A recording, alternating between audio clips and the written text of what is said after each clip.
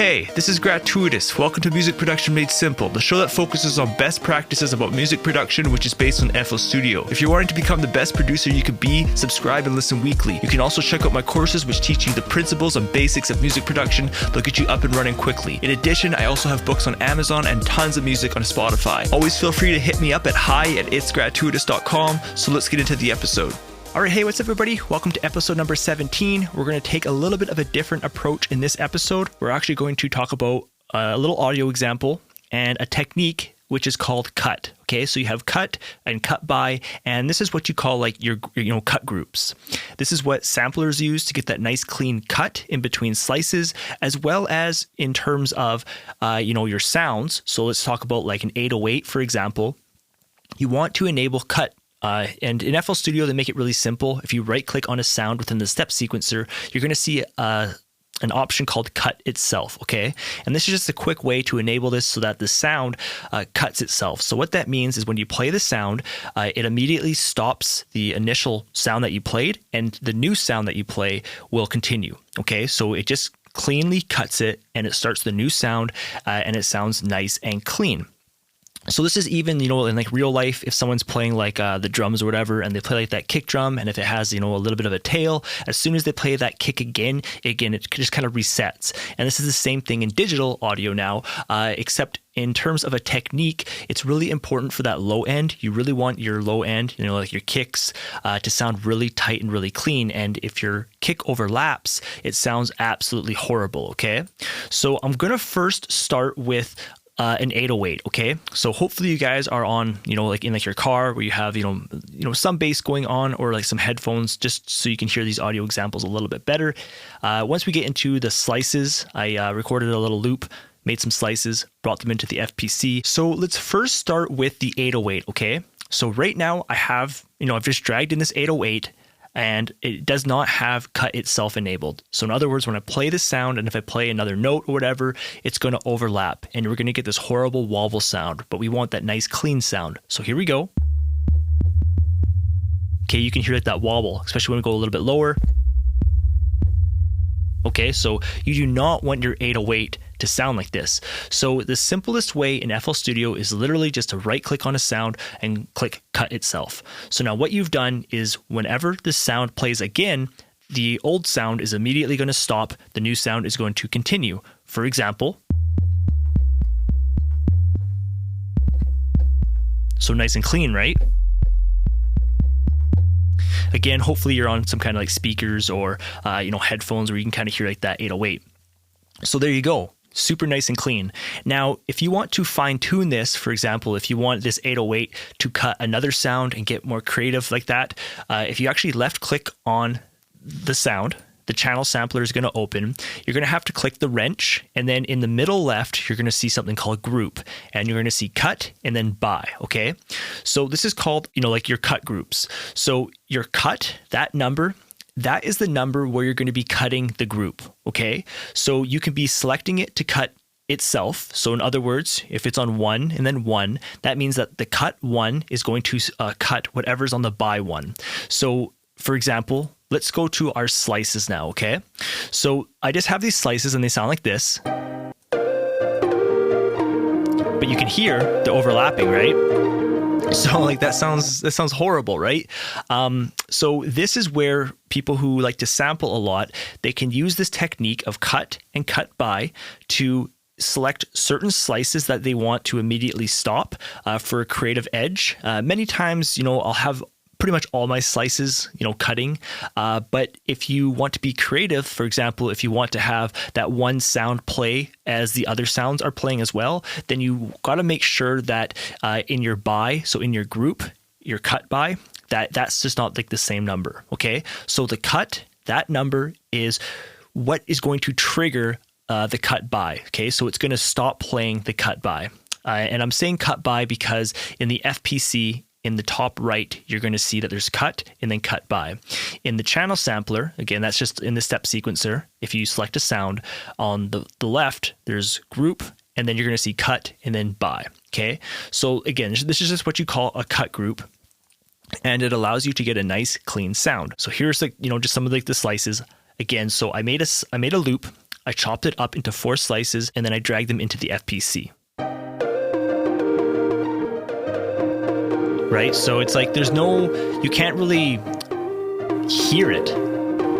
It just kind of sounds all meshed together, all overlapped. Okay, so what I'm going to do is on the first slice here, this right here, what I'm going to do is I'm just going to put it to cut 2. Okay, and then I'm going to put it cut by 2. What that means is cut 2 is actually going to immediately stop whatever is on cut by 2. It's a little bit of a confusing concept, but you can get really creative with what you want to do here. But for the most part, you are going to have cut and cut by the same number. And I'm going to be doing that for all 4 pads so I can get a nice clean sound. So our first slice, if I play it, okay, so it sounds nice and clean. I can play it over and over again and it sounds, again, nice and clean. Okay, if we go to this slice, it's not going to stop this sound. In other words, if I play it fast, you're going to hear it overlaps and it sounds weird. Okay, so right now I'm on the FPC. I've clicked on the actual pad. In the top right, you're going to see cut. You just got to make sure cut and cut by is on the same number. So in other words, the sound before stops and the new sound immediately starts. Let's try it again.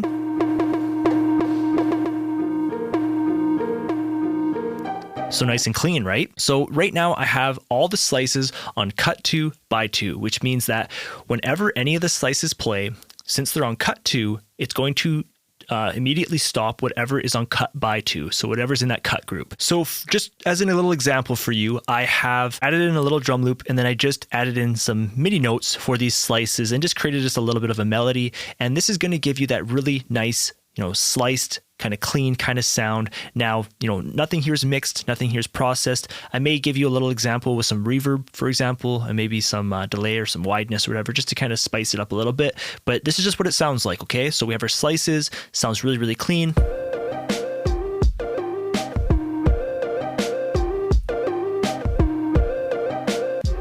Okay, so I'm just going to put this to an insert. Let's just add some reverb onto it. I'll just put some EQ on here and like some compression just to spice it up a little bit.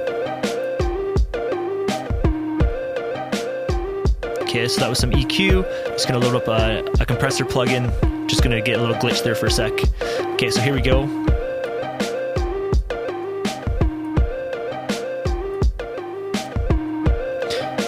Okay, so with my effects off and on.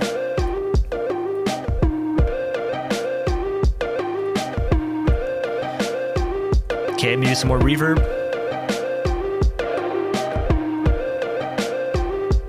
Some wideness. Maybe a little bit of distortion.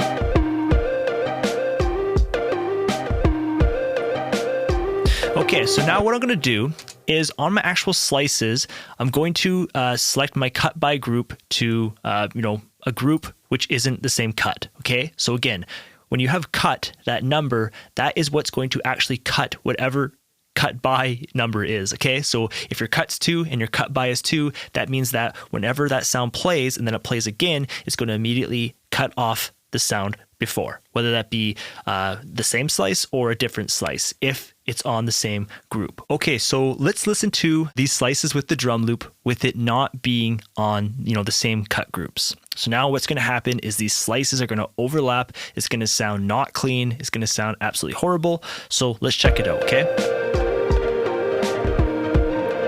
Okay, so you can hear it's overlapping. I know it sounds annoying, but I just want to stress it's annoying, okay? It doesn't sound professional. So again, what I'm going to do is each slice, I'm just going to go, in this case, cut 2 by 2. Now we're going to get that nice clean slice in between each sound, make it sound nice and tight, okay? And those effects help it just kind of blend, like the reverb, the wideness, and my EQ and compression just subtly. Okay, so I just made that loop really, really quickly. I dragged it into Slice6, and then, that sliced it. I actually put it into dull slicing. It made the actual slices a bit longer.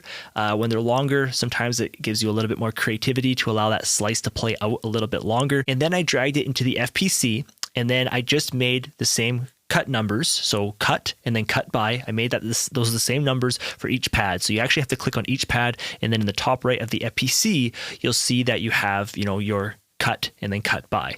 The same thing in the actual step sequencer. If you click on a sound, if you click the wrench, you'll see that there is a group and then cut. And you can do the same thing. It doesn't have to be in the FPC. I just use the FPC as an example right here. So one more time, let me play this 808 for you. I'm going to play it with and without the cut group. So right now it's with. It sounds nice and clean.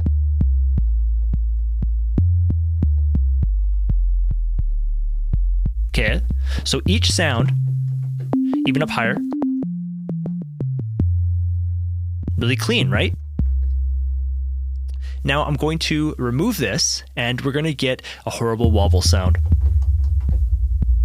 Now, this is what you do not want your mixes to sound like.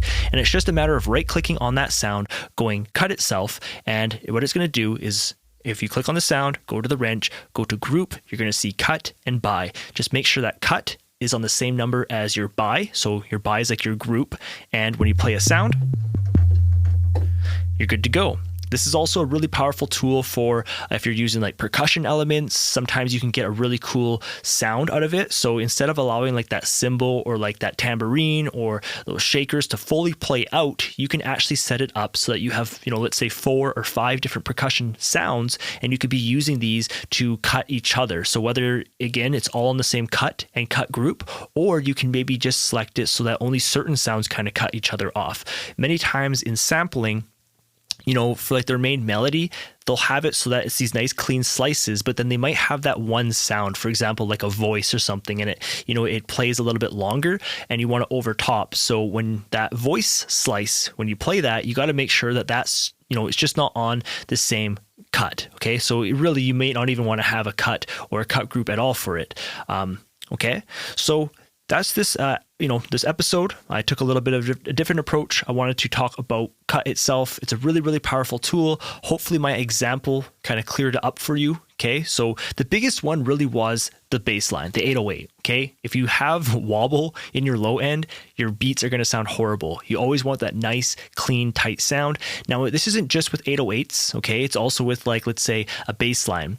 And many times with your bass line, let's say you're using like a VST, many times you want to enable a mono. Okay, so sometimes a VST has mono, or if it doesn't, if you actually click on the sound and kind of go like the wrench, you'll be able to enable mono on that sound. And what mono does is it just allows only one note to be played at a time. So and then in addition, sometimes you can even get like slide and stuff. But if you don't want the slide, again, you're only allowed to play one note at a time. Therefore, getting that nice clean sound, especially even with like a kick drum. Sometimes when you have a kick drum that has a long tail, you could use this technique to help clean up your mix and get nice tight sounding low end. And then again, for creative purposes, you can use it on like percussion, and sky's the limit. Okay, so hopefully that inspired you, gave you a little bit of a new perspective on being creative. Just a heads up, I'm still working on this 10 steps to become an FL Studio Pro. Now that I got my nice camera, nice microphone, things seem to be going pretty good. The actual image quality seems pretty good and everything. After I'm done recording, I play it back. Everything seems good. So I'm going to be editing here pretty soon. I'm almost done the course. So I'm doing a lot of drawing, a lot of teaching, and then we actually go into FL Studio and we discuss it further. So again, we kind of do like the actual academic side of it. So for example, if we talk about like digital audio or something, I'm going to explain, what digital audio is, do some drawing, break it down for you. And then we actually go into FL Studio and actually, talk about it. For example, like the mixer, or we talk about mastering, so in the mastering stage, I'd be talking to you about like loudness and how, where mastering has come over the years. So again, we kind of do paper and pen kind of example, but it's digital. You're able to see me, I'm able to draw on the screen, I talk to you about it, and then we actually go into FL Studio. I talk to you about like my mastering chain, and that's later on into the course. I walk you through, all these fundamental steps to become better at FL Studio. The course isn't yet released. It will be released here soon. I will keep you guys updated on the podcast here, but I've been kind of keeping you guys updated for a while now. Again, if you just tuned in just lately to this podcast, I actually finished recording this course, but the audio screwed up. So the thing is, like, when you record a course, what I'll do is I'll usually do like a test run, or I'll just do like 1 or 2 test videos. And when I did my test videos, it was fine. Everything was good. The image was good. The audio seemed good. And then I recorded the whole course. And then when I went to go edit, I discovered that the audio, for whatever reason, it was like distorted and it sounded horrible. So I ventured out to purchase like new equipment, in a sense of like a new microphone, a better camera just for autofocus and stuff. And I'm now set up. Things are going good. The course is going to be called 10 Steps to Become an FL Studio Pro. In the meanwhile, you guys can join the membership. It's only $10 a month, and you guys get access to all of my courses. I currently have 18 courses, covering everything from like EQ, compression, mixing, mastering, making the beat, just a lot of different concepts to becoming a producer. Okay. So what I'm trying to say is, if you sign up to the membership, you guys will get this course when it comes out. That's just the benefit of being a member. So hopefully you guys like this episode. Let me know if you guys liked it. I can do more audio examples in the future, and I'll talk to you guys in the next episode. Thanks for checking out the episode. If you had any questions, visit itsgratuitous.com/podcast, select an episode, and submit your question at the bottom of the page to the contact form. If you'd like to take my FL Studio courses, see my current studio and podcasting gear, read my books, or are interested in lessons, visit the link itsgratuitous.com/learning. That page will redirect you to more info and resources. I hope the best with your productions. I'm Gratuitous, and I'll see you in the next episode.